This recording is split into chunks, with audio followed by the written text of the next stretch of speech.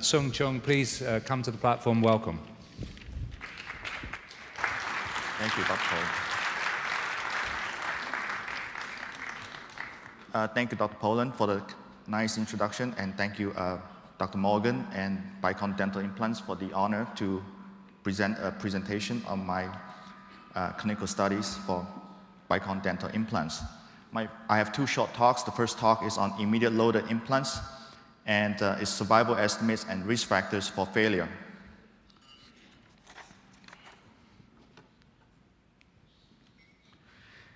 For more than 20 years, the traditional implant protocol included a 3 to 6 month load-free healing period before initiation of the second stage or restorative procedures.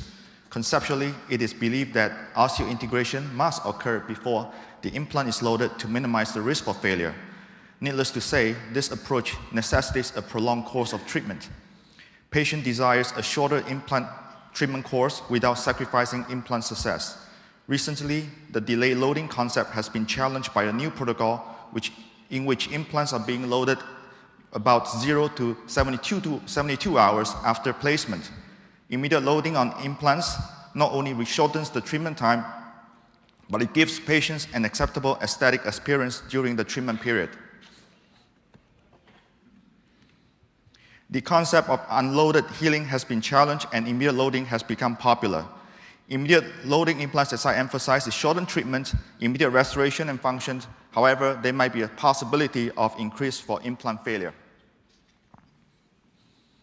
In terms of immediate loading, as I indicated, there's wide variation of definitions among immediate loading definitions.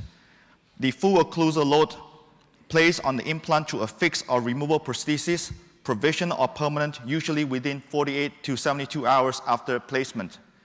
In our study, functional fixed provisional prosthesis placed on an implant on the same day as implant placement. The purpose of this study was to estimate implant survival and identify factors associated with implant failure in subjects receiving immediate loaded implants. Our hypothesis was that there exist risk factors that can assist and can be modified by the clinician to decrease the probability of implant failure. Our specific aims are, the first specific aim was to estimate the 1-year survival rate of the immediate loaded implants. The second specific aim was to identify risk factors associated with implant failure of immediate loaded implants. Our study design is a retrospective cohort study design, and all patients who had at least one Bicon implant placed and immediately loaded between the duration of September 2001 and July 2003 at the Implant Dentistry Center located at Jamaica Plain, Massachusetts, was eligible for inclusion in the study. The occlusal load was again applied at the same time of implant insertion, meaning within the 24 hours time. Our exclusion criteria was any patient who did not have an implant placed or have missing data. Our study variables or predictive variables was grouped in the set of 19 different variables reported to be associated with implant failure. These variables was grouped into the following set of exposures or predictive variables. First is demographic, health status, anatomic, implant fixture specific, prosthetic, and surgical variables. Our primary outcome variable was the clinical status of the implant at the end of the follow-up, classified as failed or survived. Implant failure, which was defined as the removal of the implant or explantation. The duration of implant survival was determined by calculating the time in months between the implant placement and the date of the last follow-up visit or implant removal. In terms of data analysis, we computed all the descriptive statistics for all of the study variables. The 1-year survival of the implants was estimated using the Kaplan-Meier survival method. This is a non-parametric survival estimation. It doesn't rely on any distribution assumptions. The univariate Cox proportional hazards analysis were used to identify variables associated with implant failure. The multivariate Cox regression model was then built using the biologic and statistically or near statistically significant variables associated with implant failure. Here is a brief setup of how the data analysis is constructed, but since the majority of audience here are not statisticians or biomechanical engineers, this is briefly to illustrate is that this is the old days where the hazard or the risk of having an implant failure, given the covariate information, for example, patient's age, gender, anatomic such as maxilla, mandible, implant size, abutment size, these are also called covariate information. At time point t, the risk of having a problem at time point t is a baseline hazard of the implant, and this is exponential with the parameters and the covariate factor, which collect all the information of this particular patient. But because of the clustering of implants within the same subject, meaning that multiple implants can be placed on the same patient, we denote an indicator, the kth implant of the ith patient at time point t. The risk of having a problem at time point t equals the baseline. Lambda 0 here is a baseline risk, and exponentiate with the beta functions and the covariate vector z, which contains all the information on the patient level information and sub-implant level information of the kth implant of the ith patient. And thank to Dr. Morgan, who gave us the unfettered access to data records. This part of the formulation ultimately become a current funded NIH RO3 grant, which is funded by the National Institute of Health of the United States. So I thank you, Dr. Morgan, for that. In terms of the descriptive statistics, our sample included 209 patients and 477 immediate loaded implants.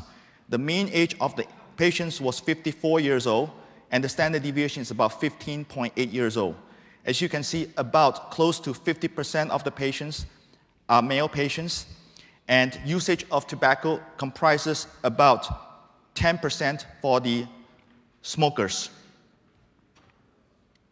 In terms of the anatomic variables, in this particular cohort study, almost 76% was placed in the maxilla, and about 53% was placed in the anterior location by means of canine to canine position. In terms of the anatomic variables, the amount of fixed load applied to the immediate loading protocol is about 85.3%, and in terms of bone quality, as you can see, the dominant group is about almost 50% was placed in type 4 quality bone.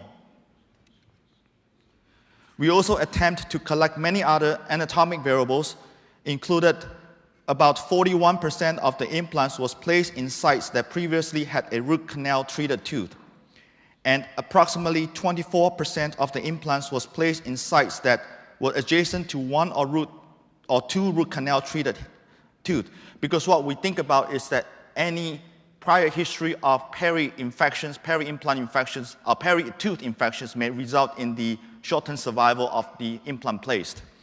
And also 15% of the implants were placed at sites that had the radiolucency at or adjacent to the implant site. In terms of the implant fixture specific variables, as you can see, the dominant group is about the 4.5 millimeter implant, which comprises almost 40% of the study cohort. And the implant length, as you can see, is about 8 millimeter implant, which comprises close to 70% of the study cohort. In terms of the well size, again, the dominant group is about 80.1% was placed with 3 millimeter well. In terms of the implant coating surface, predominant group is 98.5%, has some version of coating, either a TPS type or HA type coating. The other 1.5% is uncoated implants. We also attempt to collect some prosthetic variables. This includes the total number of units in the temporary prosthesis span, which is the sum of the implants, the natural teeth, and the ponics. And you can see that about 30% had 3 total number of units in the temporary prosthesis, and about 26.8% has 7 to 14 as a total number of units in the temporal prosthesis span. In terms of other prosthetic variables, we also collect the total number of Parnic units participate in the temporary prosthesis. And you can see that majority, 82.1%, have no temporary Parnic units. In terms of the reconstruction at the recipient site, 9% of the implants was placed in reconstructed recipient sites. Reconstruction techniques used in this sample included multiple augmentation procedures, included the sinus lift, possible usage of barrier membranes, autogenous or allogeneic bone grafts comprises the 9% of the study cohort. And about 50% of the implants was placed at the same time as the tooth was being extracted as a fresh extracted wound, and the other 50% was placed after extraction site has healed. The overall one-year survival estimate was approximately 90.3%, and the confidence interval ran for about 87% to 94%. This resulted in a sample size of 209 patients, 477 implants, and 23 failed implants. Of the 19 risk factors we look at, 3 of them were statistically associated with implant failure. This was the presence of coating, which without presence of coating, you have close to 7 times more likely to fail. If you increase the number of Parnic units, you are twice as much likely to fail. And also, the condition of the implant site. If you have a delayed implant protocol, you are 2.5 times more likely to fail based on the delayed implant placement protocol. We include these 3 candidate variables plus age and gender into the multivariate Cox proportional hazards model analysis. And what you can find that after adjusting for age and gender in the multivariate model, implant coating becomes 22-fold more likely to fail if it is an uncoated implant. And I believe that this is probably just an overinflation because keep in mind, our study comprises about 98% of some variation of coating and 2% has non-coated implants. So because of the small sample, very small sample size in the uncoated group, the standard error sometimes or standard deviation of calculation could become problematic. But the computer attempted to correct it and it results in a hazard ratio or relative risk of 22 times. But I believe that if you have larger sample size, the hazard ratio estimate or risk factor estimate may go down. The total number of Parnic units, you can see that is about twice as likely to fail if you have increased the Parnic units. The condition of implant site, you have a delayed implant site protocol, you are about close to 4-fold that you're more likely to fail with immediate loading implant setting. Again, to review, the purpose of this study was to estimate the implant survival and identify factors associated with implant failure in subjects receiving immediately loaded implants. We hypothesized there are risk factors that can exist which can be modified by the clinician to decrease the probability of implant failure. Our specific aims was to estimate the 1-year survival rate of immediate loaded implants and to identify the risk factors associated with failure of immediate loaded implants. The overall survival of immediate loaded implant system is about 90.3% with confidence range from 87 to 94. While this may be an acceptable level of implant survival, I believe that most of the audience would agree that the 1-year survival estimate of immediate loaded implants may be at the lower end of the range of the implant survival reported in the literature, which is conducted in a delayed manner. But keep in mind, studies can be flawed because that usually without proper adjustment or follow-up time, the survival rate always looks better. They can easily look 15% higher. So when you look at literature that supports survival rates, you have to carefully and scrutinize the proper adjustment of follow-up time and the clustered correlation issue about implants that are placed within the same patient. And so when a marketing person advertises you how good their studies are, keep in mind, it's the follow-up time adjusted because implant failed at 1 month is not the same as implant failed at 1 year. And this is commonly done in implant research to overinflate the reporting of implant survival. So I just want to make the point to you. While there may be some other tangible benefits to selecting immediate loaded implants primarily directed at enhancing patient convenience, there may be an associated price to pay in terms of a decreased rate of implant survival. For controlling for multivariate regression analysis, we note that coding, which has no coding surface, increasing the number of Parnick units and delayed condition of the implant site was associated with implant failure. Now, our studies, of course, has study limitations like any typical study. Again, this is the retrospective cohort study design, which is usually not the best strong evidence. It's so-called the level 2 evidence-based medicine or dentistry. It is one center for implant placement. They are also potentially have missing charts or incomplete information.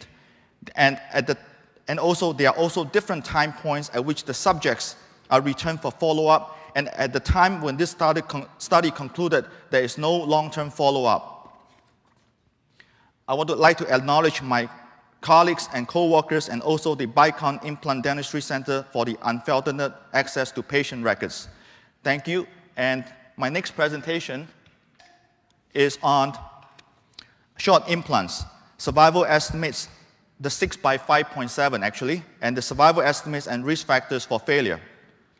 As Schulte has mentioned to you that short implants offered a practical option for prosthetic restoration in the face of anatomic limitations, including situations in which there is a loss of alveolar bone height, the proximity of maxillary sinus, and also the proximity of the inferior alveolar nerve canal.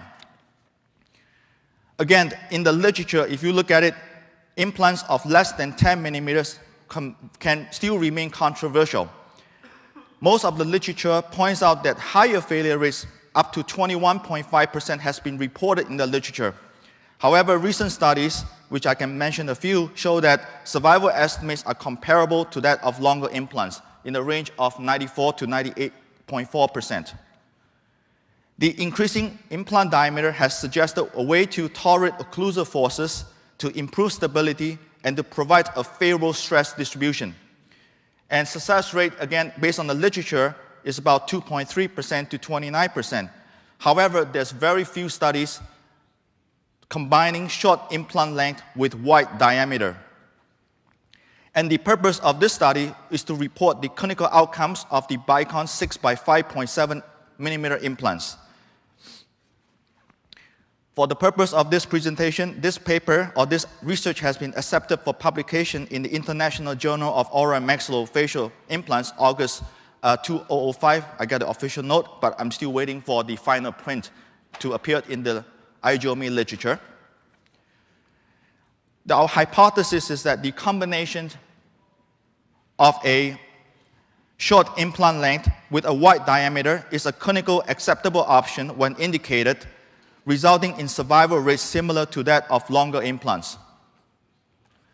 Our specific aims of the study is to look at the survival of the 6x5.7 millimeter implant to compare the survival of the 6x5.7 millimeter implant with the non-6x5.7 millimeter. Keep in mind, when we conduct the comparison, we're conducting implants placed within the same patient. So all the external factors of age, gender, and other variables are controlled within the same patient. So these two sets of implants are within the same patient. And also to identify risk factors associated with implant failure.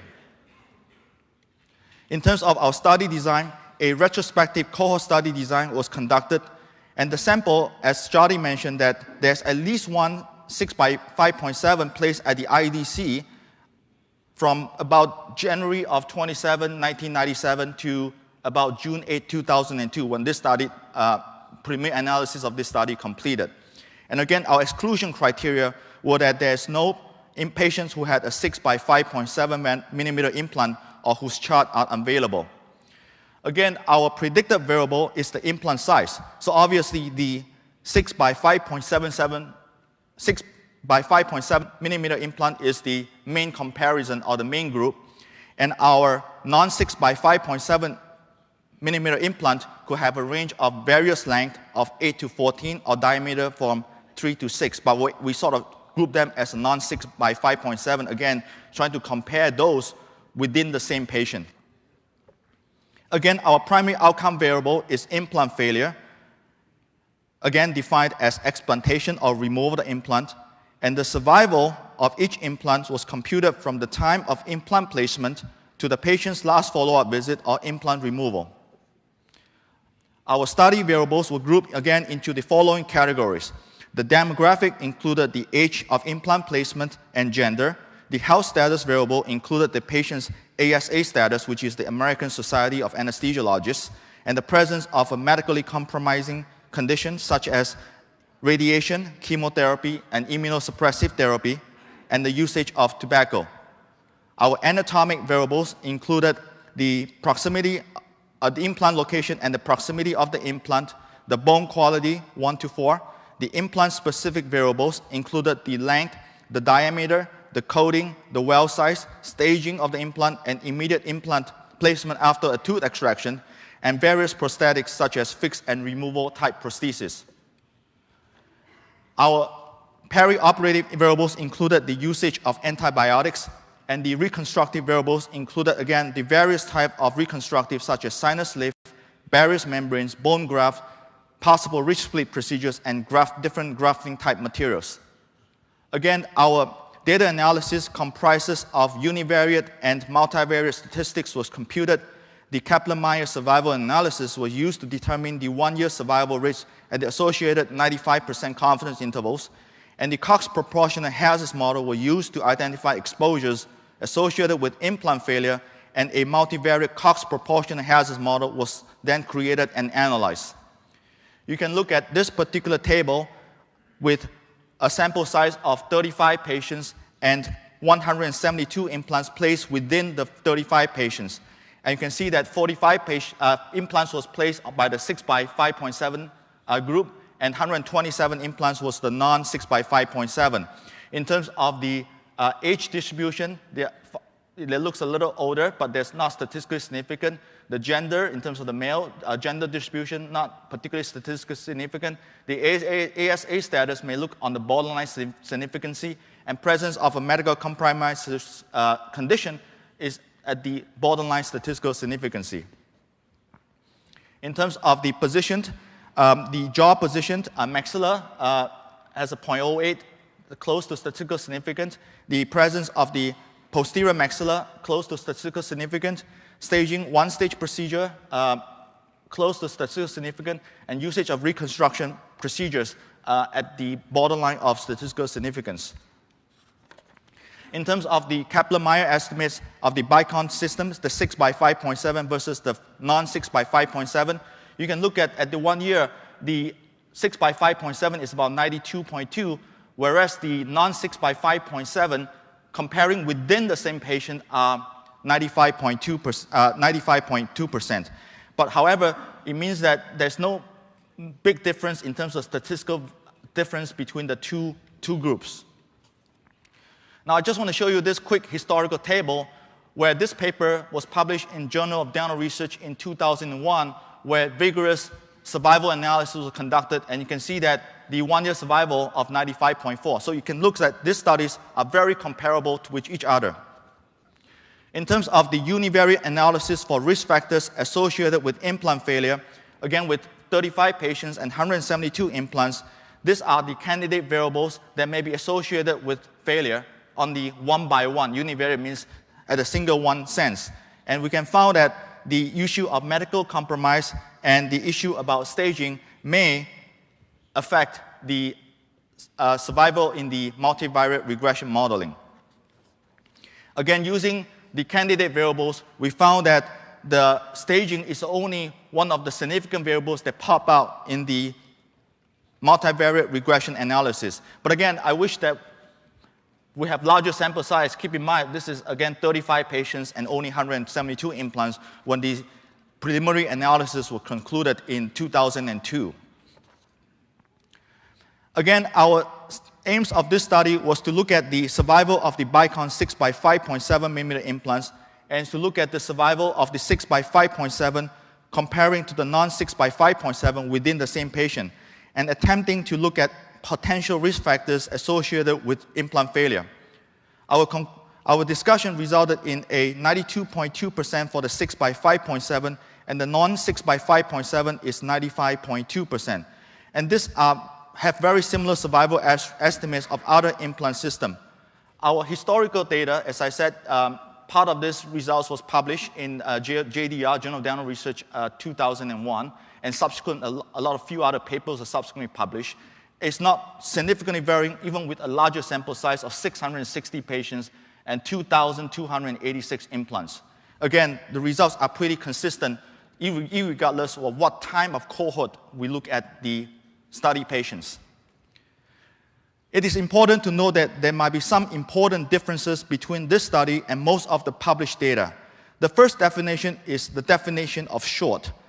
Most studies, if you look at the literature, still define short implants as being less than 10 millimeters in length. In fact, as Schulte has also mentioned, majority of implants are usually 7 millimeters in length. However, our short implant here was reported is 6 millimeters in length. And the other important difference is that there are very, very few studies that combine a short implant length and a large diameter. To me, this is one of the very first study, and I believe that I don't want to say we are the first group, but it's one of the very first in this country that had a acceptable publication reporting the clinical outcomes of the 6 by 5.7 millimeter implant system. Of course, like every study, there are also limitations to the study. Again, our sample size of 45 patients and 172 implants, I still consider them small. And when the study time is conducted, there has very good follow-up data beyond 1 year. But I believe we look at the data again, we can reanalyze the data and report very similar favorable results. The conclusion sites reported that the survival of the 6 by 5.7 millimeter implants is comparable to the non-6 by 5.7 millimeter implants. And we believe that, again, this implant size and diameter and length is a clinical acceptable option for the prosthetic reconstruction in face of other multi-factors. Finally, I would like to, again, thank you for my collaborators, and of course, we have to thank all the clinicians and supporting staff of the Faulkner Hospital Implant Dentistry Center for their cooperation and unrestricted access to patient records. I thank you so much for your time and attention. Thank you.